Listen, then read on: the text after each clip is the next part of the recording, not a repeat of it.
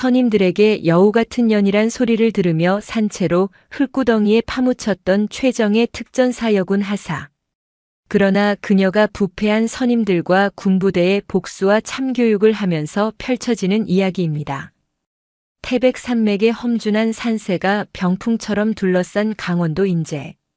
민간인의 발길이 닿지 않는 깊은 골짜기, 대한민국 최정예 육군 특수전 사령부 예하 제7산 악특전 여단 통칭 독수리 부대의 주둔지는 언제나 팽팽한 긴장감으로 가득했다.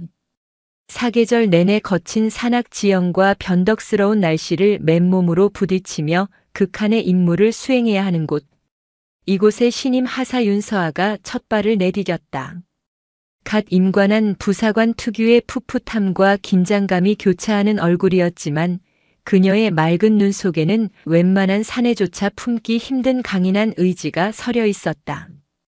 그녀가 이곳 독수리 부대를 자원한 이유는 단 하나, 핏줄보다 진한 전우애와 조국을 향한 헌신을 몸소 증명하고 싶어서였다.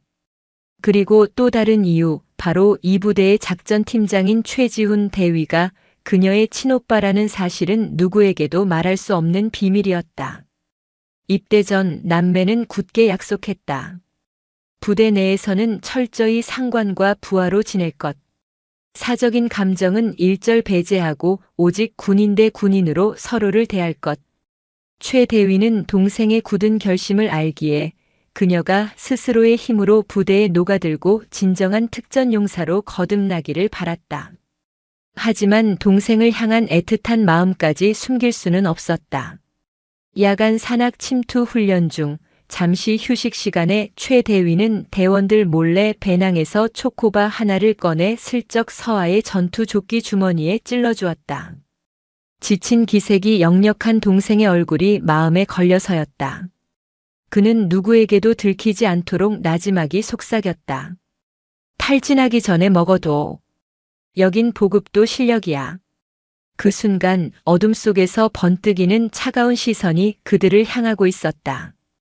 작전팀의 선임 부사관인 송민주 중사였다.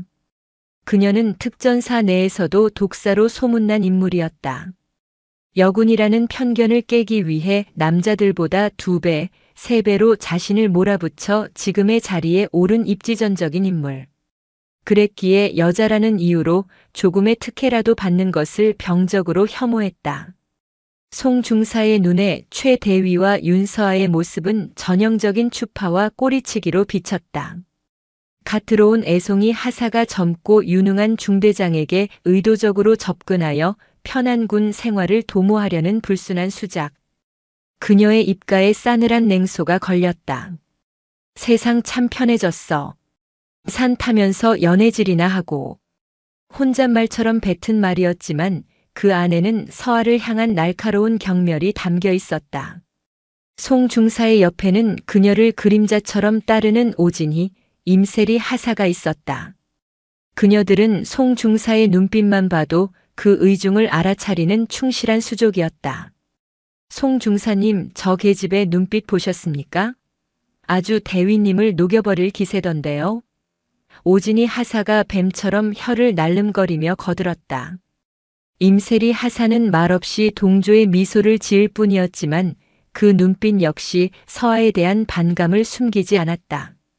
그날 이후 윤서아를 향한 송민주 중사와 그 무리에 보이지 않는 괴롭힘이 시작되었다. 훈련성과 보고서를 제출하면 일부러 트집을 잡아 수십 번을 되돌려 보냈고 모두가 함께 사용하는 총기 손질 도구를 서아의 것만 몰래 망가뜨려 곤경에 처하게 만들었다. 식사 시간에는 일부러 그녀의 옆자리를 비워두고 수군거리며 완벽한 고립을 유도했다. 서아는 묵묵히 모든 것을 견뎌냈다. 오빠에게 힘든 내색을 하는 순간 오빠의 군 생활에 짐이 될 것이라 생각했다. 그리고 무엇보다 이것 또한 군 생활의 일부이며 스스로 극복해야 할 과제라고 여겼다. 그녀는 밤마다 모두가 잠든 생활관 구석에서 홀로 팔굽혀펴기를 하며 눈물을 삼켰다.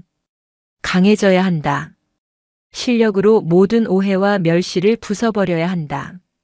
하지만 그녀의 침묵과 인내는 송민주 중사의 오해를 더욱 확신으로 바꿔놓을 뿐이었다. 필시 찔리는 구석이 있으니 저렇게 아무 말도 못하는 것이다.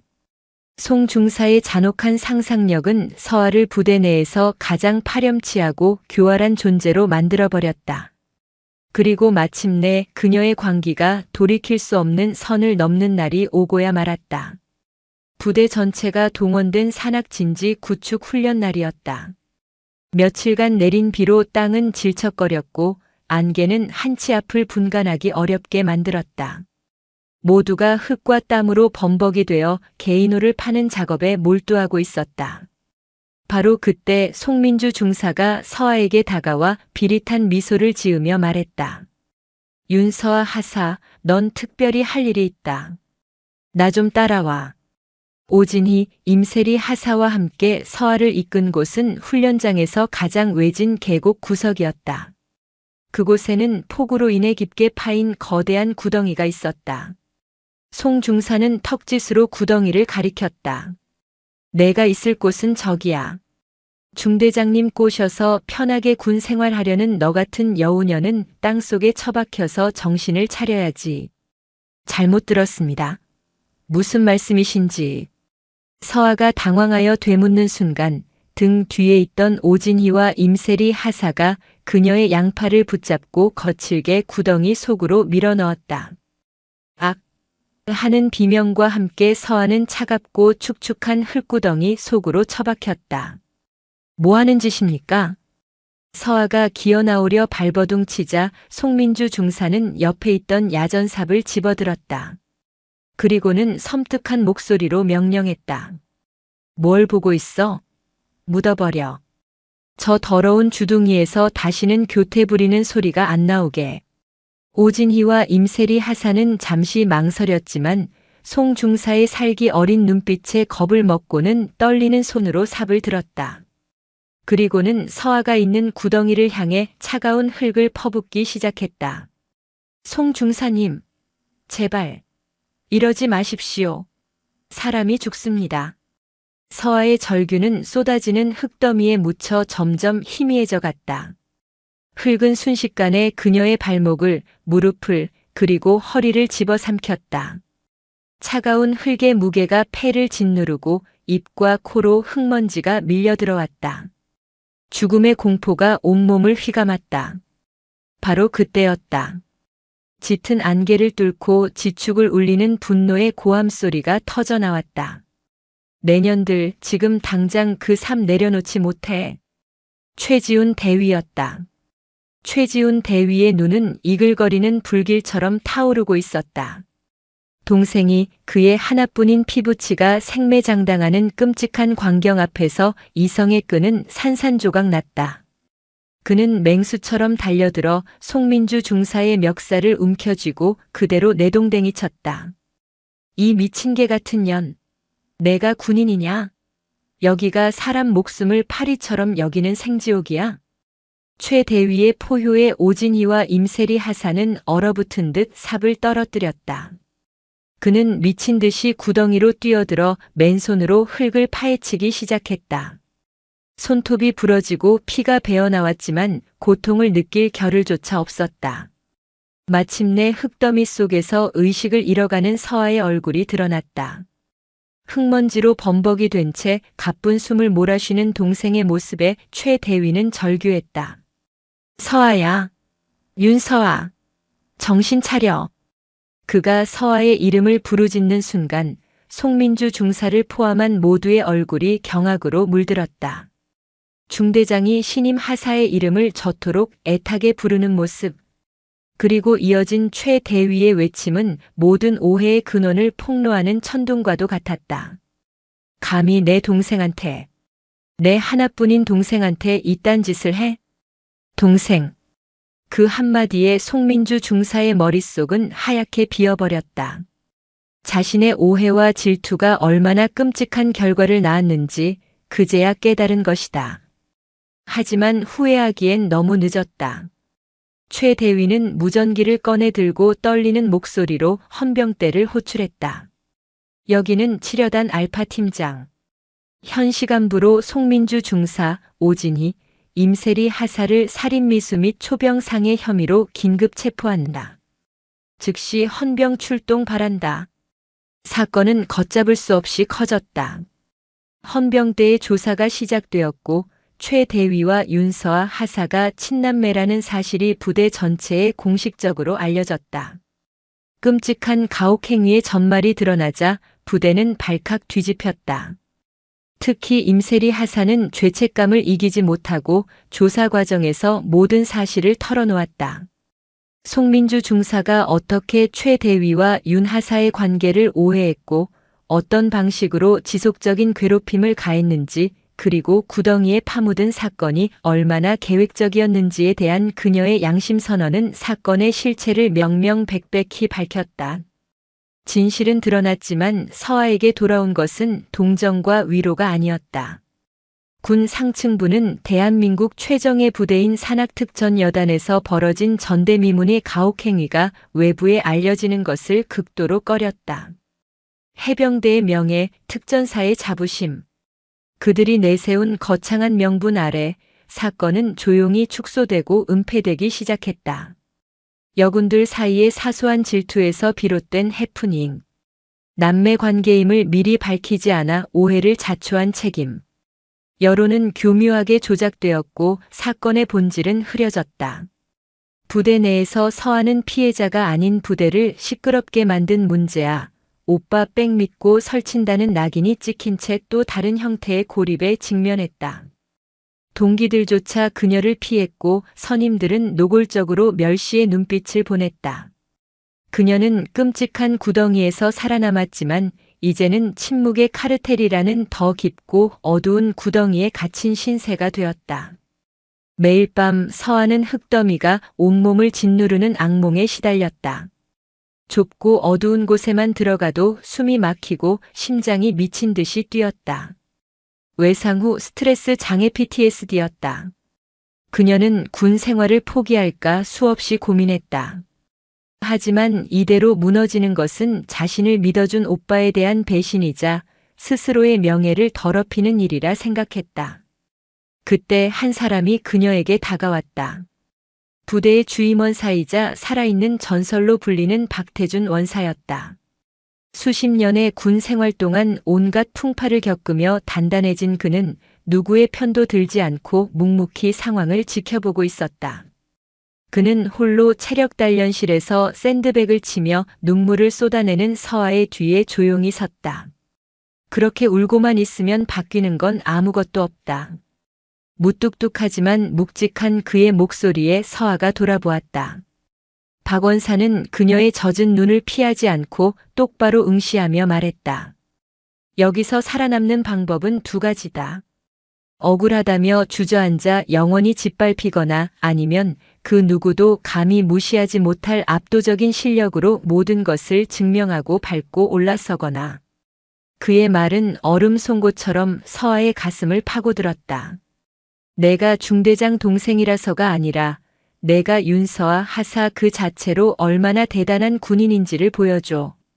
내 실력이 너의 가장 강력한 무기이자 가장 완벽한 방패가 되게 만들어라. 입이 아니라 몸으로, 눈물이 아니라 땀으로 증명해.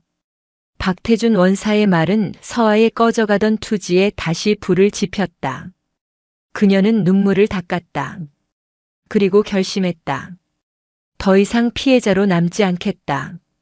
이 지옥 같은 곳에서 살아남아 나를 무시하고 짓밟았던 모두가 우러러볼 수밖에 없는 최고의 특전용사가 되겠다고. 그날부터 윤서아의 독하고 처절한 자기 자신과의 싸움이 시작되었다. 박태준 원사의 조언은 윤서아의 군 생활을 송두리째 바꿔놓았다. 그녀는 자신을 향한 동정이나 연민을 구걸하는 대신 스스로를 강철로 벼려내는 길을 택했다. 새벽 5시 다른 대원들이 기상하기 1시간 전에 일어나 완전 군장을 꾸리고 부대 뒷산을 뛰었다. 일과 시간에는 누구보다 훈련에 악착같이 매달렸고 일과가 끝난 후에는 체력 단련실에서 녹초가 될 때까지 몸을 단련했다.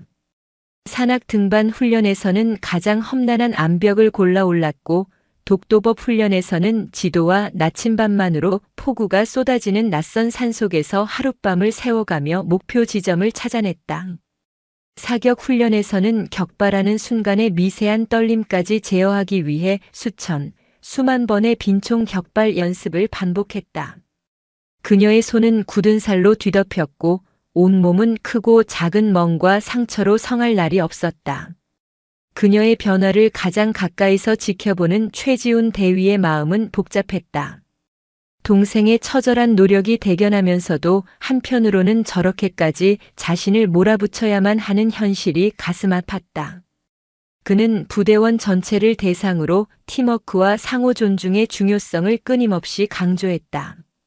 개인의 능력도 중요하지만 특전사는 결국 팀으로 싸우고 팀으로 생존하는 조직이라는 사실을 각인시키려 애썼다.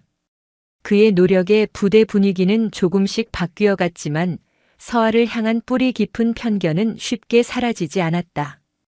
특히 서아에게 노골적으로 적대감을 드러내는 이가 있었으니 바로 김민수 하사였다. 그는 특전 부사관 동기들 중에서도 단연 에이스로 꼽히는 인물이었지만 중대장 동생이라는 꼬리표를 단 서아가 자신보다 주목받는 것을 참을 수 없어 했다. 그는 사사건건 서아를 무시하고 비아냥거렸다. 여자 체력으로 어딜 감히 특전사에 기어들어와서 대위님 없었으면 진작에 짐 싸서 집에 갔을 거면서 운명의 장난처럼 여단 전체가 참가하는 종합전술훈련에서 윤서아와 김민수 하사는 같은 팀으로 편성되었다.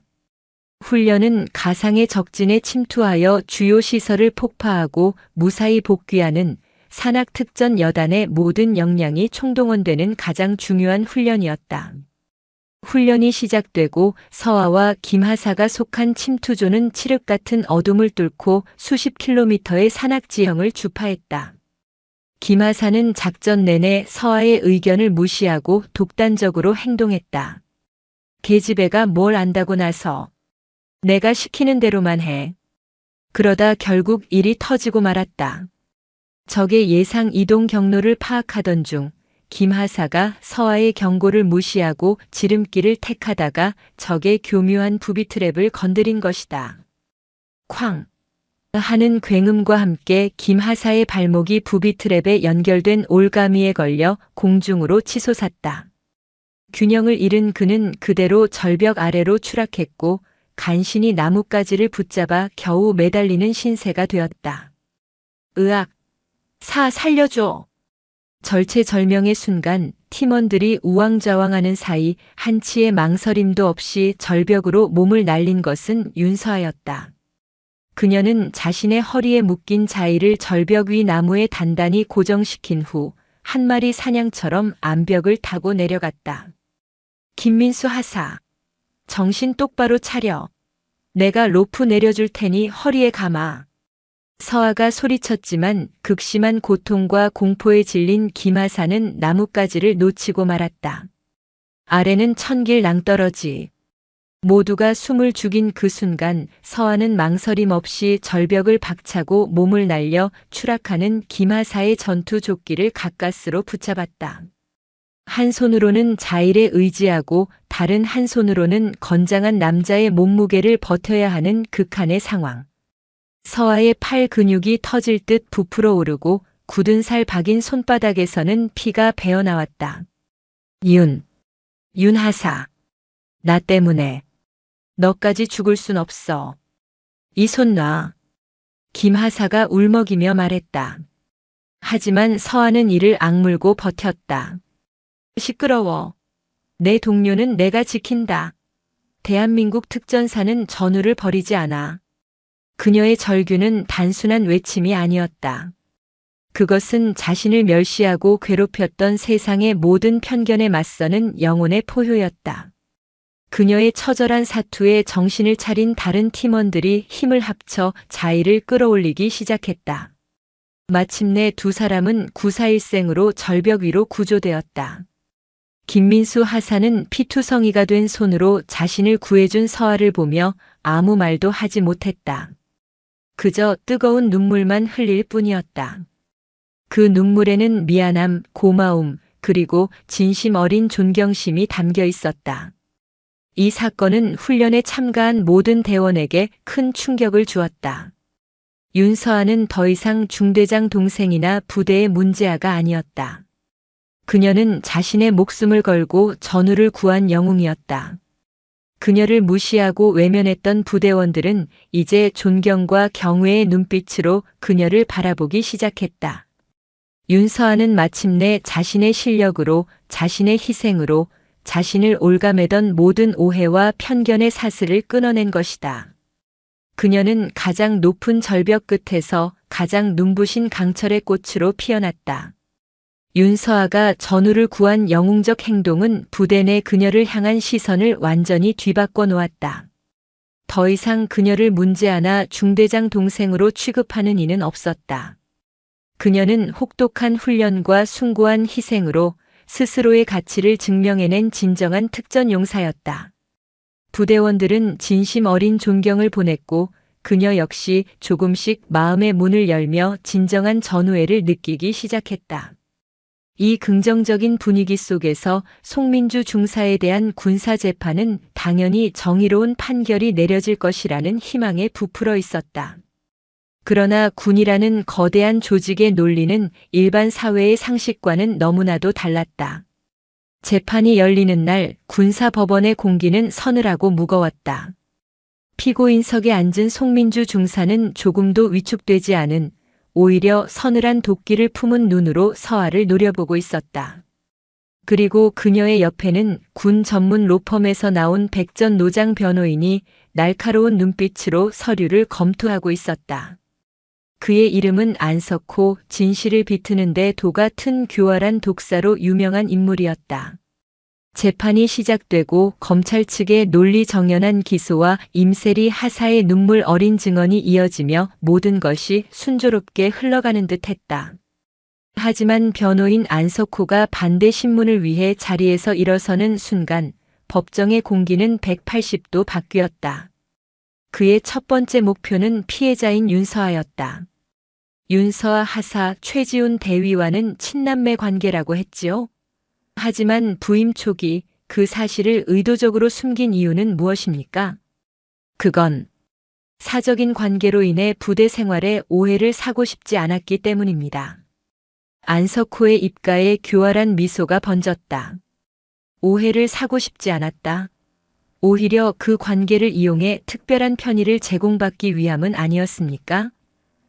그는 최 대위가 서아에게 몰래 초코바를 건네주던 장면, 다른 부사관들보다 조금 더 신경 써서 훈련 자세를 교정해주던 사소한 일들을 하나하나 끄집어내며 집요하게 물고 늘어졌다. 밤늦게 단둘이 만난 적 있습니까? 훈련과 무관한 사적인 대화를 나눈 적은? 젊은 남녀 장교와 부사관이 그것도 친남매라는 사실을 숨긴 채 부대원들 몰래 접촉하는 것을 통상적인 군대 문화라고 볼 수 있습니까?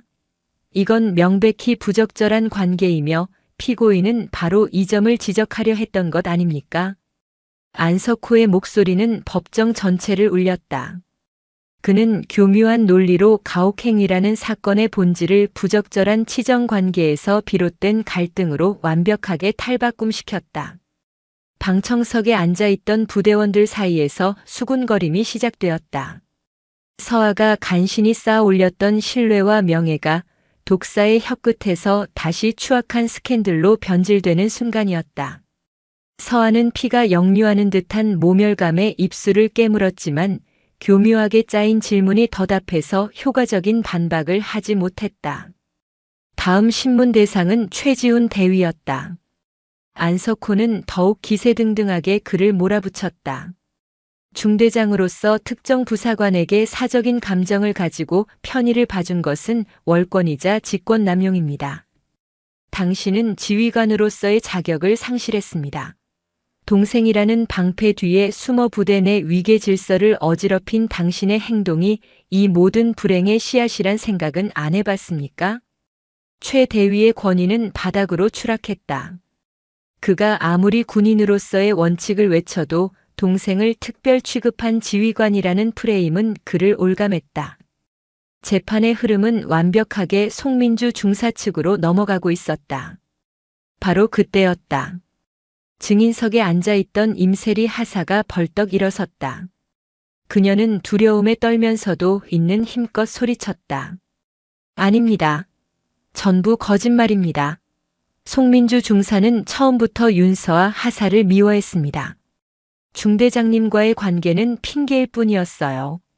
우리에게 윤 하사를 구덩이에 묻으라고 시킨 건 명백한 살인 교사였습니다. 제가 그 증인입니다. 임세리 하사의 용기 있는 외침은 법정의 분위기를 다시 한번 뒤흔들었다. 이어서 최지훈 대위가 준비해온 결정적인 증거들을 제출했다. 그것은 송민주 중사가 과거 다른 부대에서 근무할 당시 다른 후임 여군들에게 저질렀던 유사한 가혹행위들에 대한 피해자들의 진술서와 당시 사건을 덮으려 했던 정황 증거들이었다. 송 중사의 악행이 상습적이고 고의적이었음이 만천하에 드러나는 순간이었다. 궁지에 몰린 송민주 중사는 마침내 이성을 잃고 발악하기 시작했다. 나 혼자 한 게 아니야. 부대의 명예를 지키기 위해 기강을 잡으라고 싹수가 노란 것들은 미리 밟아놓으라고 나에게 힘을 실어준 분이 계시단 말이다. 마동철 대령님이 다 알고 계셨어. 마동철 대령. 여단 참모장이자 군 정보기관 내 막강한 실세로 알려진 이름. 그 이름이 언급되자 재판장은 순간 찬물을 끼얹은 듯 조용해졌다. 방청석 한 구석에서 재판을 지켜보던 마 대령의 얼굴에 스쳐 지나가는 싸늘한 표정을 최지훈 대위는 놓치지 않았다. 모든 배후에 그가 있었음을 직감하는 순간이었다. 재판은 송민주 중사에게 불리하게 끝나는 듯 보였다. 하지만 마동철이라는 거대한 산은 상상 이상의 방법으로 반격을 가해왔다. 며칠 후 한밤중에 최지훈 대위의 숙소에 헌병대가 들이닥쳤다. 최지훈 대위, 당신을 군용물 횡령 및 불법 유출 혐의로 긴급 체포합니다. 그들의 손에 들린 체포영장과 증거자료에는 최 대위의 가장 친한 친구이자 군수참모인 김성현 소령의 자필 서명이 박혀 있었다. 누군가 부대의 전술 장비 일부를 민간에 유출했고 그 모든 서류의 최종 결제자로 최 대위가 지정되어 있다는 내용이었다. 김성현 소령이 눈물을 머금은 채 고개를 숙이고 있는 모습 너머로 최 대위는 마동철 대령의 비릿한 미소를 보았다. 거대한 부패의 심장부가 마침내 추악한 이빨을 드러낸 것이다. 영웅이 된 동생을 지키려던 최 대위는 이제 가장 더러운 누명을 쓴 채 차가운 철창에 갇히는 신세가 되고 말았다. 오빠가 누명을 쓰고 구속되자 윤서아의 세상은 다시 한번 무너져 내렸다. 가까스로 얻었던 명예와 전우들의 신뢰는 비리 장교의 동생이라는 새로운 낙인 앞에 속절없이 허물어졌다. 마동철 대령이 조작한 증거는 너무나도 치밀하고 견고해서 누구도 최지훈 대위의 결백을 믿어주려 하지 않았다. 법과 원칙은 거대한 권력 앞에서 한낱 종이 조각에 불과했다. 서아는 절망의 끝에서 무력감에 몸을 떨었다. 그때 그녀의 어깨를 굳게 잡아준 것은 박태준 원사였다. 그는 연병장 구석에서 홀로 눈물을 삼키는 서아에게 다가와 낮은 목소리로 말했다. 호랑이를 잡으려면 호랑이 굴로 들어가야 하는 법이다. 법이라는 울타리 안에서 저들을 이길 수는 없어. 저들이 가장 두려워하는 방식으로 싸워야 한다. 박 원사의 눈빛은 그 어느 때보다 진지하고 결연했다. 그는 서아를 자신의 숙소로 데려가 조심스럽게 감춰두었던 낡은 서류철 하나를 꺼내 보였다. 그것은 마동철 대령이 지난 수년간 저질러온 비리의 흔적들이었다. 인사청탁, 군납 비리, 심지어 과거 그가 중대장 시절 발생했던 총기 오발 사망 사고를 단순 훈련 사고로 위장하여 진실을 은폐했다는 충격적인 내용까지 담겨 있었다. 이건 내가 수년간 모아온 정보다. 하지만 이것만으로는 부족해. 결정적인 증거, 저놈의 숨통을 끊어버릴 스모킹 건이 필요하다. 그리고 그건 분명 여단 본부 마동철 그놈의 사무실 금고 안에 있을 거다. 박원사는 여단 본부 건물의 설계도를 펼쳐 보였다. 그의 계획은 대담함을 넘어 무모했다. 여단 창설 기념 행사가 열리는 날 밤 모든 병력과 감시 시스템이 기념 행사에 집중된 틈을 타 마동철 대령의 사무실에 침투하여 금고 안의 비리 증거를 확보한다는 것이었다. 이 작전은 오직 너만이 할 수 있다. 너의 민첩함과 담력 그리고 특전 용사로서의 기술이 필요해. 성공 확률은 희박하다. 잡히면 군사 반란죄로 총살당할 수도 있어. 그래도 하겠나? 서한은 한치의 망설임도 없이 대답했다. 하겠습니다. 오빠를 구하고 썩어 빠진 군의 심장을 도려낼 수만 있다면 제 목숨이라도 걸겠습니다. 그날부터 두 사람의 비밀스럽고 위험천만한 작전 준비가 시작되었다. 박원사는 자신의 모든 경험과 지식을 총동원하여 서하를 훈련시켰다. 그는 낡은 자물쇠들을 가져와 서하에게 자물쇠 따는 기술을 가르쳤고 모래 위에 건물 내부 구조를 그려놓고 수백 번의 가상 침투 훈련을 반복했다. 적외선 감지기와 동작 감지 센서를 피하는 법, 소리 없이 이동하는 기술, 최단 시간 내에 목표를 달성하고 퇴출하는 모든 과정을 그녀의 몸에 각인시켰다. 작전의 성공을 좌우할 시간은 단 15분. 기념 행사의 하이라이트인 불꽃놀이가 시작되는 순간부터 끝나는 순간까지 그 시간 안에 모든 것을 끝내야 했다. 마침내 운명의 날이 밝았다. 여단 창설 기념 행사일.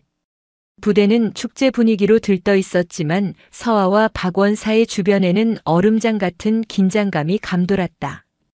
해가 지고 어둠이 내리자 서하는 박원사가 준비해준 검은색 침투복으로 갈아입었다. 그녀의 손에는 소형 카메라와 잠금 해제 장비 그리고 만약을 대비한 비상용 단검 한 자루가 들려 있었다. 박원사는 통신이 가능한 작은 이어피스를 그녀의 귀에 꽂아주며 마지막으로 당부했다. 기억해라. 불꽃놀이가 시작되면 너는 15분의 시간을 번다. 하지만 그건 동시에 너에게 남은 시간이기도 하다. 절대 무리하지 마라. 위험하다 싶으면 모든 걸 포기하고 즉시 탈출해. 내 목숨보다 중요한 건 없다. 서하는 말없이 고개를 끄덕였다. 그녀는 본부 건물이 잘 보이는 언덕 위 어둠 속에 몸을 숨겼다. 저 멀리 연병장에서 여단장의 기념사가 울려 퍼지고 수많은 장병과 외부 손님들의 박수 소리가 들려왔다. 서하는 차갑게 식어가는 손을 쥐었다 폈다 하며 심호흡을 했다. 퍼버벙, 쾅. 마침내 밤하늘을 가르는 굉음과 함께 첫 번째 축포가 터져 올랐다. 칠흑 같던 하늘이 순식간에 형형색색의 불꽃으로 수놓아졌다. 모든 사람의 시선이 하늘로 향하는 순간 서하의 귀 속 이어피스에서 박원사의 나지막한 목소리가 흘러나왔다. 작전 개시. 지금부터 너는 그림자다. 서하는 고양이처럼 몸을 낮춰 어둠 속으로 스며들었다. 오빠의 명예와 군의 썩은 뿌리를 향한 그녀의 가장 위험하고 외로운 침투가 시작된 것이다. 첫 번째 불꽃이 밤하늘을 화려하게 수놓는 순간 윤서아의 몸은 이미 본부 건물 뒤편의 가장 취약한 지점을 향해 날아가고 있었다. 그녀의 움직임에는 한치의 망설임도 단 하나의 불필요한 동작도 없었다. 수백 번의 시뮬레이션을 통해 완벽하게 계산된 경로였다. 박원사의 지시에 따라 낡은 배관을 붙잡고 가볍게 3층 높이의 벽을 기어올라 감시 카메라의 사각지대에 위치한 좁은 환풍구 덮개 앞에 도달했다. 3층 복도를 순찰하는 경계병의 이동 주기는 7분. 지금 막 내 아래를 지나쳤다. 5분 안에 환풍구로 진입해야 한다. 이어피스를 통해 들려오는 박원사의 목소리는 냉정했지만 그 안에 담긴 긴장감까지 숨기지는 못했다. 서하는 특수 제작된 공구로 소리 없이 나사를 풀고 환풍구 안으로 미끄러져 들어갔다. 한 사람이 겨우 지나갈 만한 좁고 먼지 쌓인 공간. 저 멀리 연병장에서 울려 퍼지는 군악대의 웅장한 연주 소리가 희미하게 들려왔다. 환풍구 내부는 거미줄처럼 복잡하게 얽혀 있었다. 서한은 머릿속에 각인된 설계도를 따라 빛 한 점 없는 어둠 속을 포복으로 나아갔다. 그녀의 온 신경은 소리와 감각에 집중되어 있었다. 금속이 부딪히는 미세한 소리, 공기의 흐름 변화까지도 놓치지 않았다. 목표 지점 상부 10m 전. 마 대령의 사무실 바로 위다. 이제부터는 레이저 감지망이 작동 중일 거다. 내가 중앙 통제실의 시스템에 교란 신호를 보내겠다. 10초 간격으로 3초씩 감지망이 꺼질 거다. 타이밍을 맞춰. 서한은 환풍구 바닥의 격자 덮개 틈으로 사무실 내부를 내려다보았다. 과연 붉은색 레이저 선들이 촘촘하게 공간을 가로지르고 있었다. 숨을 죽이고 기다리자 박원사의 말대로 순간적으로 레이저가 사라졌다. 하나, 둘, 셋. 다시 켜지기 전 서한은 한 마리 표범처럼 환풍구에서 뛰어내려 소리 없이 바닥에 착지했다. 사무실 내부는 주인의 권세를 과시하듯 값비싼 가구들로 채워져 있었다. 서한은 곧장 벽에 걸린 거대한 백두산 그림 뒤에 숨겨진 금고를 찾아냈다. 박원사에게 전수받은 대로 청진기를 금고 문에 대고 다이얼을 돌리기 시작했다. 찰칵 찰칵. 미세한 톱니바퀴 소리에 모든 정신을 집중했다. 밖에서는 불꽃놀이가 절정을 향해 치닫고 있었다. 쾅, 쾅. 터지는 굉음이 그녀의 심장 소리처럼 들렸다. 젠장, 신형 전자 잠금 장치가 추가되어 있다. 아날로그 방식으로는 안 돼. 예상치 못한 난관이었다. 남은 시간은 8분. 식은땀이 등줄기를 타고 흘렀다. 침착해라. 플랜 B로 전환한다. 자네가 가진 휴대용 단말기를 금고 키패드에 연결해. 내가 원격으로 암호 해독 프로그램을 돌리겠다. 시간이 더 걸릴 거다. 서아가 떨리는 손으로 단말기를 연결하자 액정 화면에 무수한 암호 코드들이 맹렬한 속도로 지나가기 시작했다. 1분, 2분. 시간은 초조하게 흘러갔다. 5분 남았다. 서둘러. 딩동. 마침내 암호가 풀리는 경쾌한 소리와 함께 묵직한 금고 문이 열렸다. 금고 안에는 뇌물로 받은 것으로 보이는 금괴와 달러 뭉치, 그리고 여러 개의 비밀 서류철과 USB가 들어있었다. 서한은 망설일 시간도 없이 소형 카메라를 꺼내 모든 서류의 내용을 미친 듯이 촬영하기 시작했다. 특히 GSOP 총기 오발 사고 최종 보고서 수정본이라고 적힌 파일은 한 페이지도 빼놓지 않고 꼼꼼하게 담았다. USB 포트에 복제 장치를 꽂고 데이터가 넘어오기만을 기다렸다. 바로 그때였다. 쾅 하는 불꽃 소리와는 다른 육중한 문이 열리는 소리가 들렸다. 서아의 심장이 바닥으로 곤두박질 쳤다.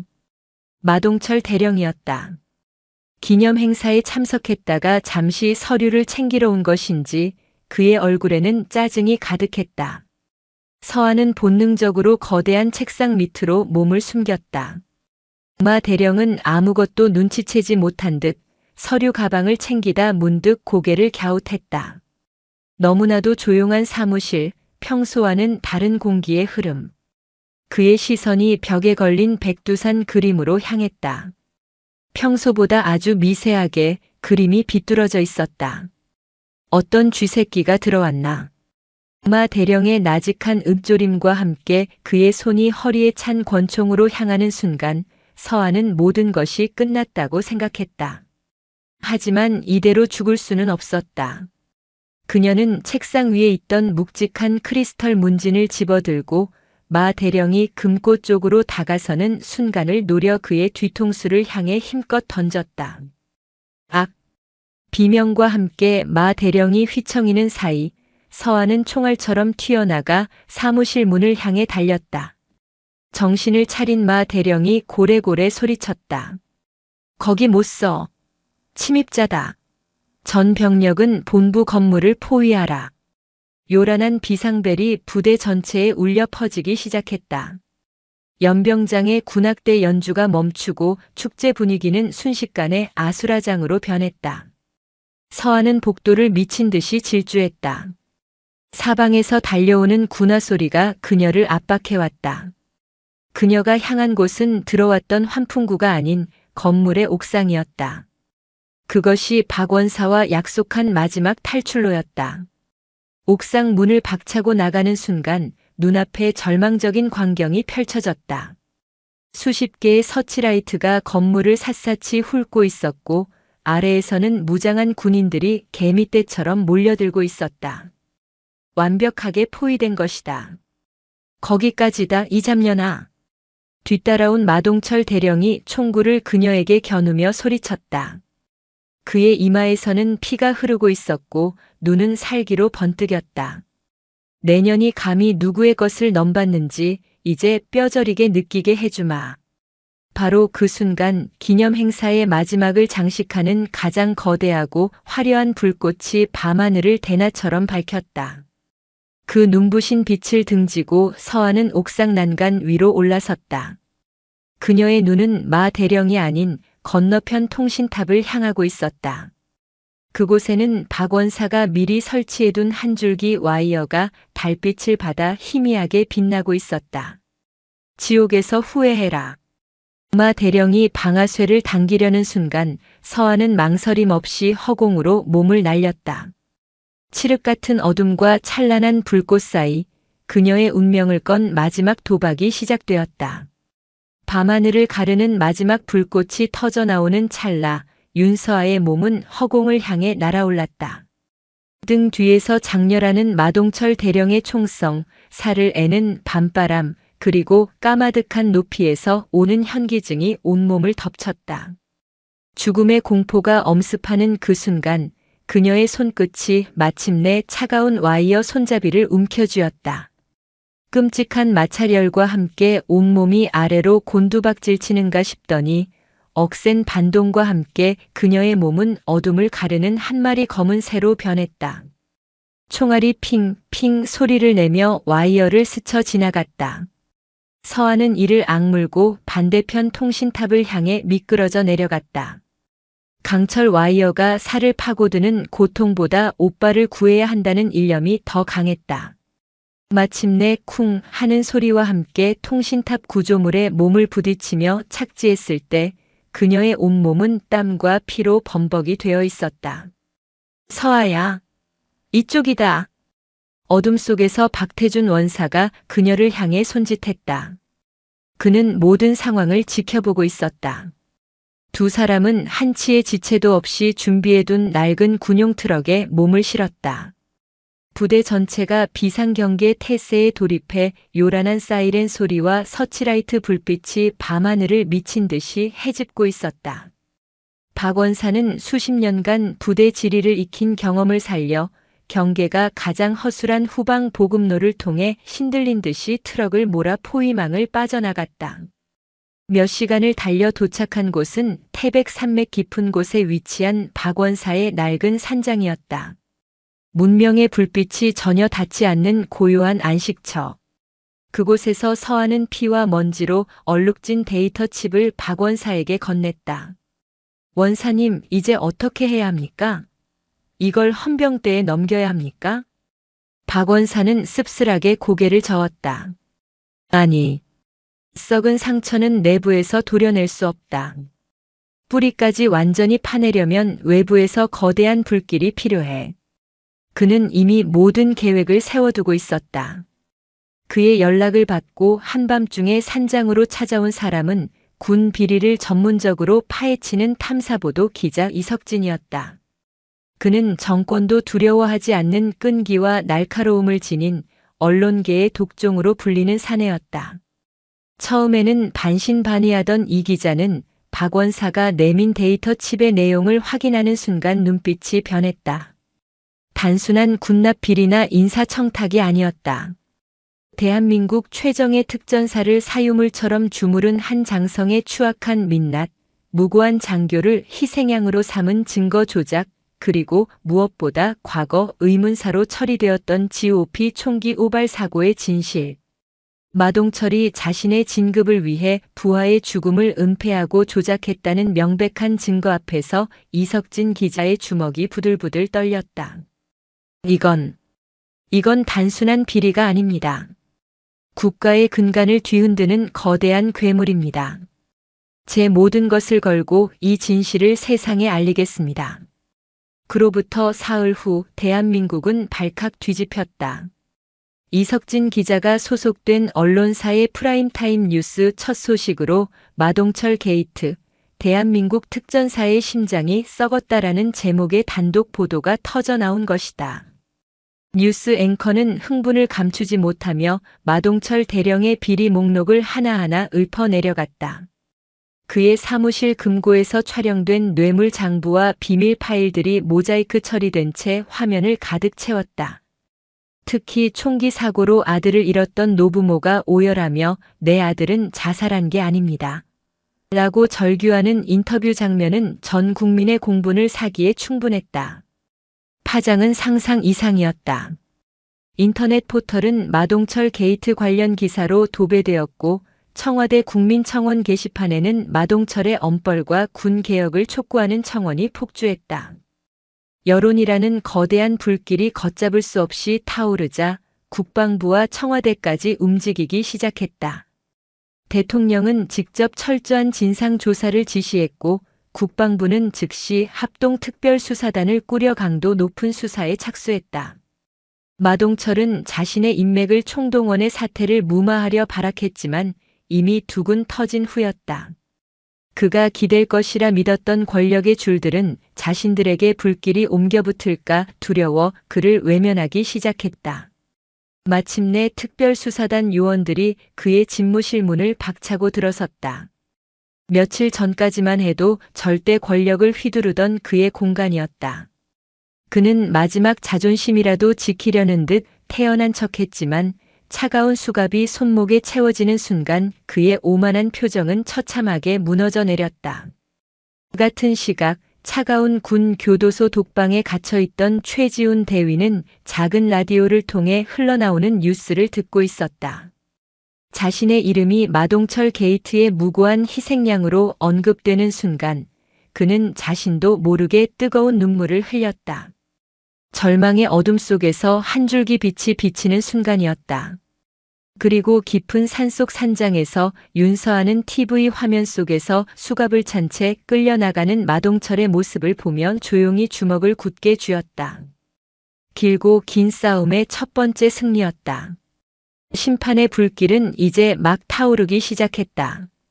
마동철 대령의 구속은 거대한 댐의 균열과도 같았다. 그의 비호 아래 온갖 부정을 저질러왔던 부하들은 살기 위해 앞다투어 입을 열기 시작했다. 그 중에서도 대중의 가장 큰 관심을 끈 것은 최지훈 대위에게 누명을 씌우는데 결정적인 역할을 했던 김성현 소령의 진술이었다.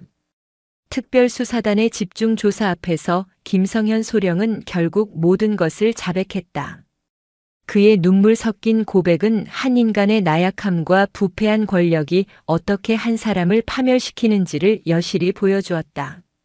마동철은 희귀병을 앓고 있는 김소령의 어린 딸에게 필요한 고가의 치료제를 군 병원을 통해 지원해주는 것을 빌미로 그를 협박했다.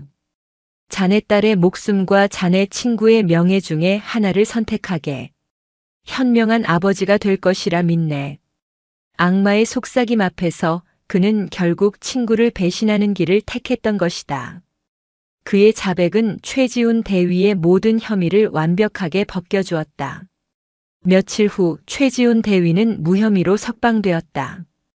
굳게 닫혔던 교도소 철문이 열리고 그는 눈부신 햇살 아래로 걸어 나왔다. 몇 주 사이에 수척해지고 얼굴에는 깊은 그늘이 졌지만 그의 눈빛만은 이전보다 더욱 단단하고 맑게 빛나고 있었다. 문 밖에는 서아가 초조하게 그를 기다리고 있었다. 오빠의 모습을 발견한 순간 서아는 달려가 그의 품에 와락 안겼다. 오빠, 다 끝났어. 아니, 이제 시작이야, 서아야. 최 대위는 동생의 등을 토닥이며 나지막이 말했다. 그의 말처럼 모든 것이 끝난 것은 아니었다. 마동철과 그 일당에 대한 재판이 진행되어 주범인 마동철은 군사기밀 유출, 뇌물수수, 직권남용 살인 교사 등의 혐의로 무기징역을, 송민주 중사를 포함한 관련자들 역시 각각 중형을 선고받았다. 법의 심판은 내려졌지만 독수리 부대라는 대한민국 최정예 부대의 명예는 땅에 떨어졌고 대원들의 자부심은 산산조각 났다. 부대는 깊은 침묵과 패배감에 휩싸였다. 서로를 의심하고 불신하는 분위기가 만연했고 훈련 성과는 눈에 띄게 저하되었다. 한때는 대한민국 최강이라는 자부심으로 똘똘 뭉쳤던 그들은 이제 부패의 온상이라는 오명을 뒤집어쓴 채 고개를 들지 못했다. 새로 부임한 여단장은 부대의 기강을 바로잡기 위해 고심했다. 그가 자문을 구한 것은 바로 이번 사건을 통해 그 강직함과 능력을 인정받은 최지훈 대위였다. 모두가 징계와 처벌을 예상하던 회의 자리에서 최 대위는 뜻밖의 제안을 내놓았다. 벌이 필요한 것이 아닙니다. 우리에게는 잃어버린 특전 정신을 되찾을 시간이 필요합니다. 땀은 거짓말을 하지 않습니다. 고통은 우리를 정직하게 만듭니다. 이 부대 창설 이래 가장 혹독한 극기주 훈련을 제안합니다. 장교와 사병, 부사관 계급을 막론하고 전 대원이 똑같이 훈련받으며 썩어빠진 정신을 땀으로 씻어내고 무너진 자부심을 고통 속에서 다시 세워야 합니다. 그의 제안은 파격적이었다. 하지만 위기 상황일수록 기본으로 돌아가야 한다는 그의 주장은 설득력이 있었다.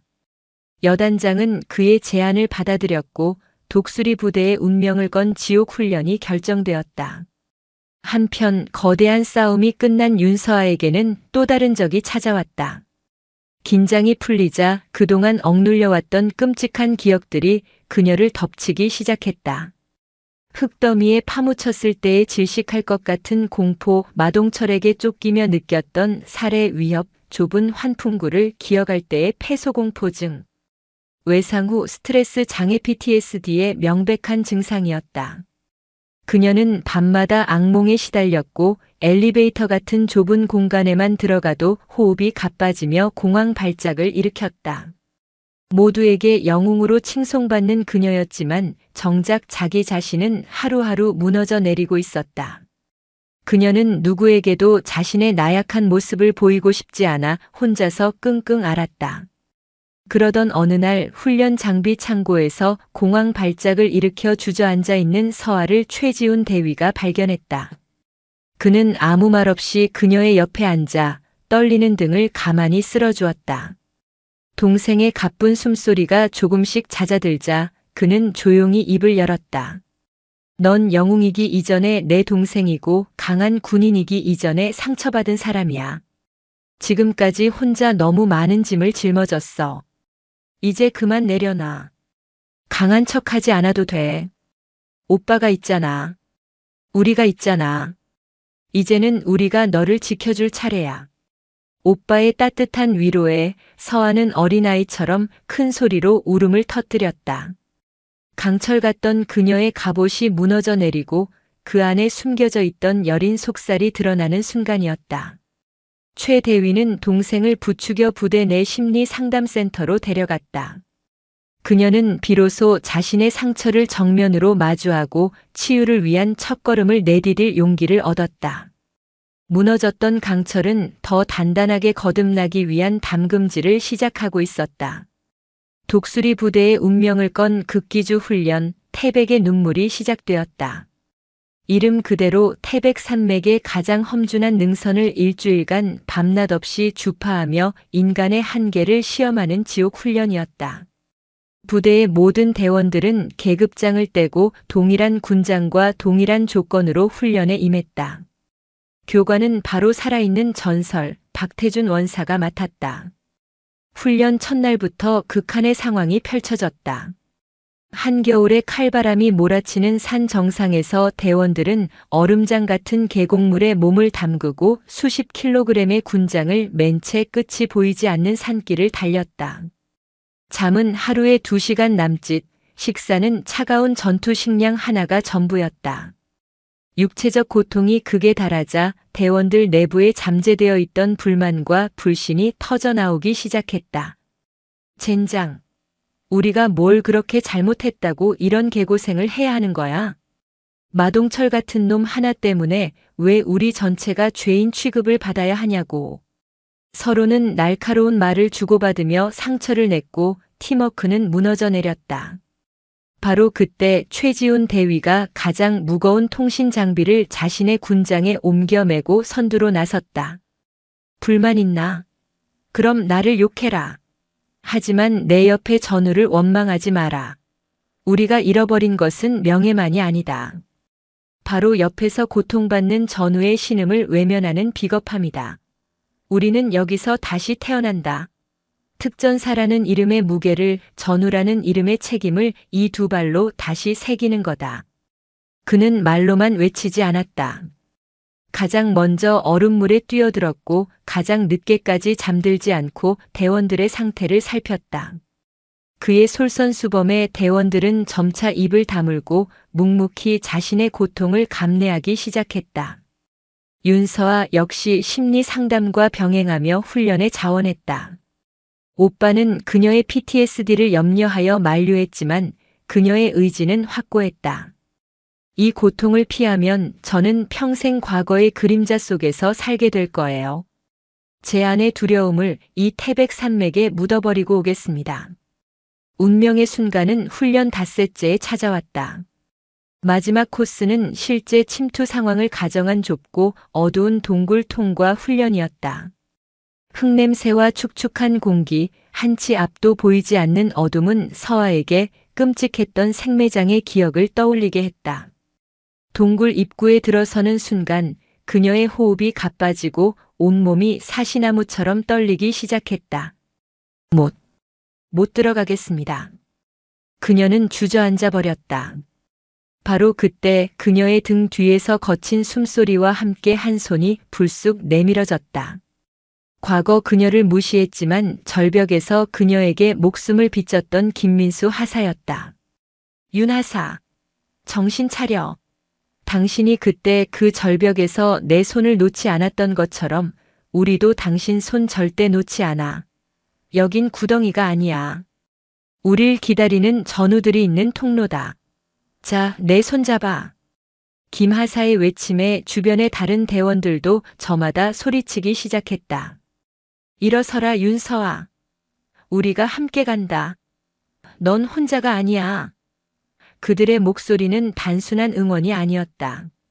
서로의 상처를 보듬고 함께 일어서려는 진정한 전우의 외침이었다. 서아는 눈물을 흘리며 김하사의 손을 굳게 잡았다. 그리고 동료들의 부축을 받으며 마침내 자신의 가장 깊은 트라우마 속으로 용감하게 걸어 들어갔다. 동굴의 반대편으로 빠져나왔을 때 그녀의 얼굴은 흙과 눈물로 범벅이 되어 있었지만 그 눈빛은 그 어느 때보다도 평온하고 강인하게 빛나고 있었다. 마침내 훈련 마지막 날 새벽 처절한 일주일을 버텨낸 대원들은 마침내 태백 산맥의 최고봉인 대청봉 정상에 섰다. 구름바다를 뚫고 솟아오르는 장엄한 일출을 바라보며 그들은 아무 말도 하지 않았다. 그저 서로의 어깨에 기댄 채 조용히 눈물을 흘릴 뿐이었다. 그것은 패배와 수치심의 눈물이 아닌 고통을 이겨내고 새로운 희망을 찾아낸 감격의 눈물이었다. 정상을 뒤흔드는 우렁찬 함성과 함께 독수리 부대는 길고 어두웠던 터널을 지나 비로소 하나가 되었다. 훈련이 끝나고 부대로 복귀한 그들은 완전히 다른 군대가 되어 있었다. 부패의 상처는 깊었지만 그들은 고통 속에서 더욱 단단한 전우애로 뭉쳤다. 얼마 후 군 상층부는 마동철 게이트를 파헤치고 군 개혁의 신호탄을 쏘아 올린 공로를 인정하여 최지훈 대위와 윤서아 하사에게 각각 충무무공 훈장과 특진이라는 파격적인 포상을 내렸다. 최지훈은 소령으로, 윤서아는 중사로 진급했다. 진급 및 훈장 수여식 날 두 사람은 나란히 서서 거수 경례를 올렸다. 그들을 바라보는 부대원들의 눈에는 존경과 감사가 가득했다. 그리고 두 사람에게 새로운 길이 제시되었다. 최지훈 소령은 국방부 국방개혁추진단의 핵심 멤버로 발탁되었고 윤서아 중사는 특전사 부사관 후보생들을 양성하는 훈련 교관으로 임명되었다. 한 사람은 썩은 제도를 바꾸기 위해, 다른 한 사람은 강인한 군인을 키워내기 위해 각자의 위치에서 새로운 싸움을 시작하게 된 것이다. 태백산맥의 눈물 속에서 다시 태어난 그들은 이제 더 나은 조국을 위한 희망의 상징이 되어 각자의 길을 걷기 시작했다. 시간이 흘러 태백산맥의 혹독했던 겨울이 지나고 강원도 인제의 산자락에도 따스한 봄 기운이 완연했다. 독수리 부대의 연병장에는 과거의 상처와 패배감 대신 건강한 땀과 활기찬 함성이 가득했다. 지옥 같던 극기주 훈련을 통해 진정한 전우회로 거듭난 그들은 이제 대한민국 최정예 부대라는 명성을 되찾기 위해 매일같이 구슬땀을 흘리고 있었다. 윤서아 중사가 훈련 교관으로 부임하기 위해 부대를 떠나는 날 별도의 이임식은 없었다. 대신 모든 대원들이 자발적으로 연병장에 도열하여 그녀를 위한 마지막 인사를 준비했다. 그 중심에는 이제는 부대의 든든한 허리가 된 김민수 하사와 더 이상 누군가의 그림자가 아닌 자신의 의지로 굳건히 서 있는 임세리 하사가 있었다. 박태준 원사는 아무 말 없이 다가와 거칠고 두툼한 손으로 그녀의 어깨를 툭 쳤다. 그 투박한 손길 하나에 수만 가지 격려와 믿음이 담겨 있었다. 가서 진짜 군인을 만들어라. 넘어졌을 때 스스로 일어서는 법을 아는 군인. 내가 바로 그 최고의 교본이니까. 김민수 하사는 부대원들을 대표하여 손수 깎아 만든 작은 목각 독수리상을 그녀에게 건넸다. 윤 중사님은 영원한 우리 독수리 부대의 심장이십니다. 어디에 계시든 우리가 중사님을 기억하며 부끄럽지 않은 군인이 되겠습니다. 충성. 서한은 뜨거워지는 눈시울을 애써 참으며 자신을 향해 경례하는 수백 명의 전우들을 천천히 둘러보았다. 자신을 죽이려 했던 증오의 얼굴도, 자신을 외면했던 비겁의 얼굴도 이제는 없었다. 오직 생사를 함께하며 고통을 이겨낸 진정한 전우들의 얼굴만이 그곳에 있었다. 그녀는 가장 깊고 우렁찬 목소리로 화답했다. 충성.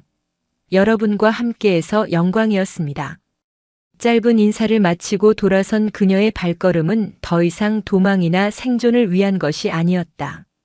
새로운 사명과 희망을 향한 당당하고 힘찬 첫걸음이었다. 같은 시각 서울 용산의 국방부 청사. 최지훈 소령은 전혀 다른 종류의 전쟁을 치르고 있었다.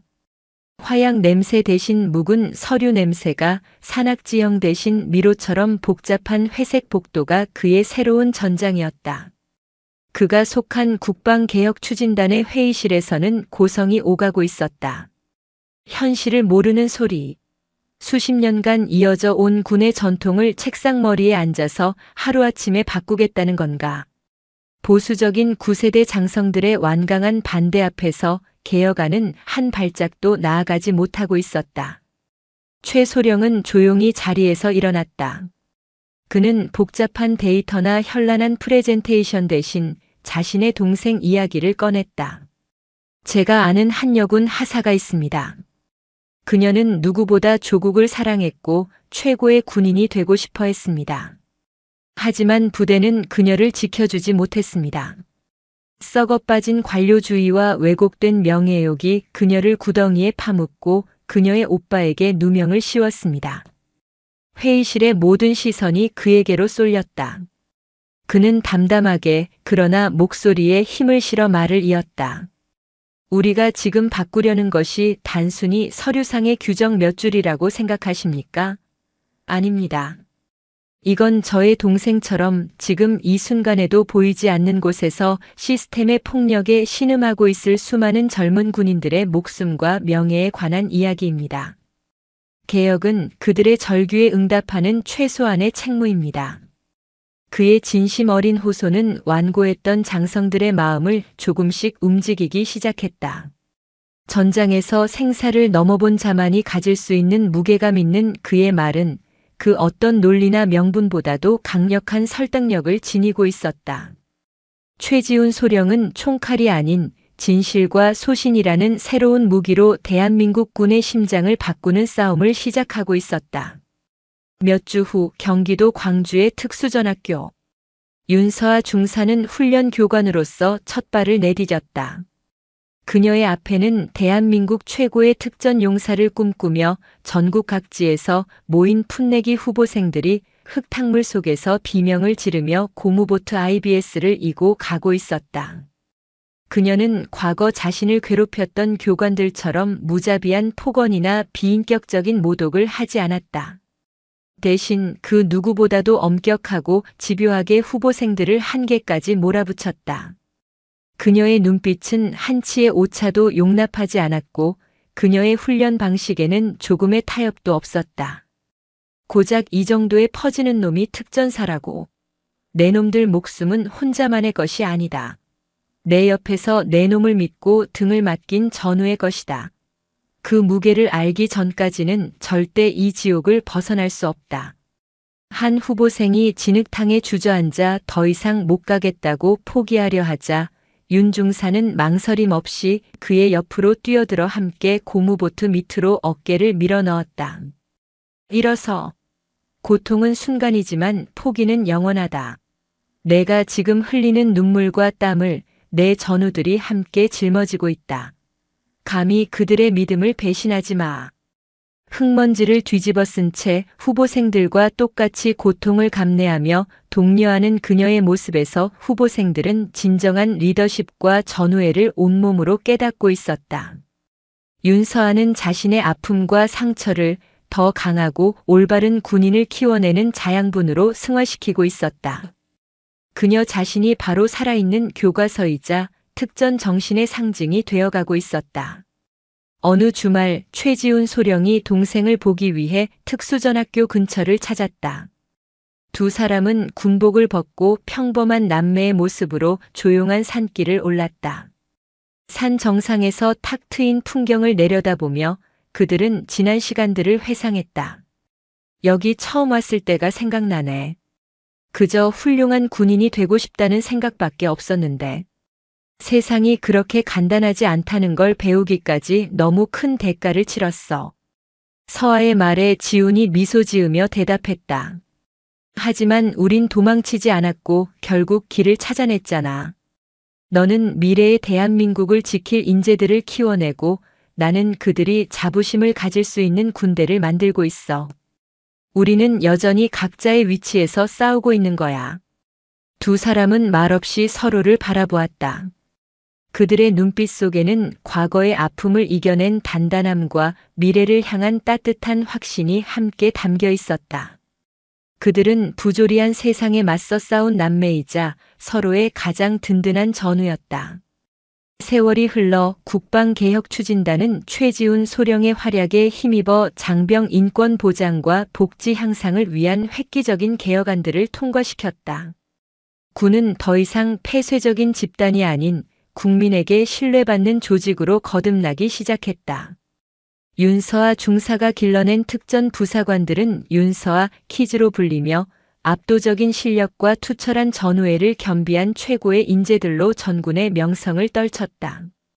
그녀가 가르친 넘어져도 다시 일어서는 용기는 새로운 특전 정신의 근간이 되었다. 독수리 부대는 과거의 오명을 완벽히 씻어내고 전군 최강의 전투력을 자랑하는 부대로 완벽하게 부활했다. 그 중심에는 훌륭한 지휘관으로 성장한 김민수 상사와 여군들의 든든한 멘토가 된 임세리 중사가 있었다. 어느 맑은 날 산 정상에 선 최지훈과 윤서아는 저 멀리 끝없이 펼쳐진 지평선을 바라보고 있었다. 험준한 산맥들은 이제 그들을 가두는 장애물이 아니라 더 넓은 세상을 향해 나아갈 수 있는 굳건한 디딤돌이 되어주었다. 그들은 자신들의 피와 땀과 눈물로 절망의 땅 위에 새로운 희망의 길을 열었다. 그리고 그 길 위에서 대한민국의 가장 빛나는 별이 되어 영원히 조국을 비출 것이었다.